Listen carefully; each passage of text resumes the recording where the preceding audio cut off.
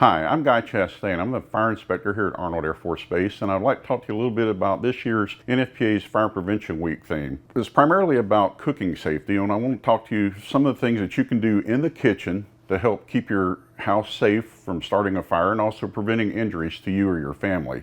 And some of the first things that NFPA recommends is, for instance, if you're in the kitchen cooking, you should stay in the kitchen. The no unattended cooking or very limited.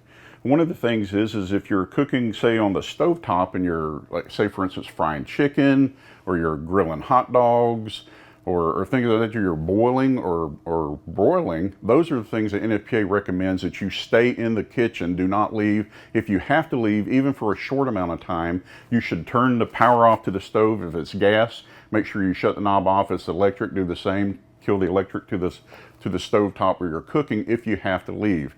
Now, for instance, if you're just simmering something in a pot on top of the stove at a low heat, or you're baking something in the oven, NFPA says that it's okay that you leave the kitchen. You just need to stay in the home, and you should set a timer to remind yourself to come back and check on it. And you should check on those things that you're cooking, especially if you're baking something and it's going to take, like, say, for instance, an hour, 2 hours or whatever.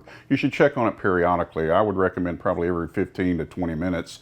Just come back to the kitchen, take a quick look at it, make sure everything's good, and then you can leave the kitchen as well. But kitchen fires is the leading cause of fires in the home. About half of the home fires are caused directly in the kitchen, and of those, typically the stove top is what causes the fire.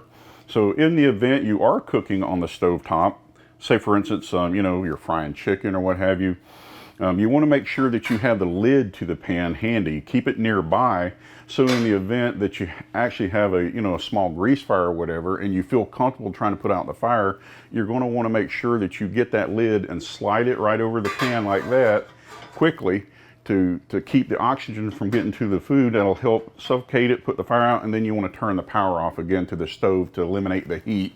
Step away and then let it cool down. Don't pull the lid back off right away, because that'll reintroduce oxygen back to it. You want to wait till it's cooled down before you take the lid off of it. Again, if you have a small grease fire on your stovetop in a pan and you put the lid on it, you want to make sure that you leave it there, turn the power off, let it cool down before you move it. You don't want to try to move anything off the stovetop that's been on fire or very hot, because you stand a chance you could trip, you could drop it, and you could get burned very easily. So you want to make sure that you leave that on the stovetop. You might be able to slide it over off of one of the burners to one of the cooler burners, but that would be the most you'd want to move it. And you just want to let it stay there till it cools down, and then you can address the situation.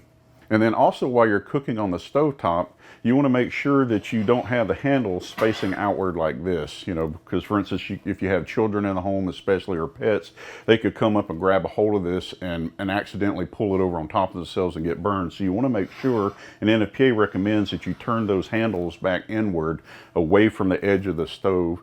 That way you're less likely to be, bumped or pulled down by a child. And speaking of children, when you're cooking, NFPA recommends that you basically create a 3-foot zone around your cooking area. So in front of your stove, you just want to make sure that children don't come within 3 feet of where you're doing the cooking, and that'll help prevent any accidents, happen where they could actually get burned from a hot stove top or pulling down a pan on top of themselves. While you're cooking in here, if in the event you do have a fire, first thing to do is, if you feel comfortable and it's a small enough fire and you feel comfortable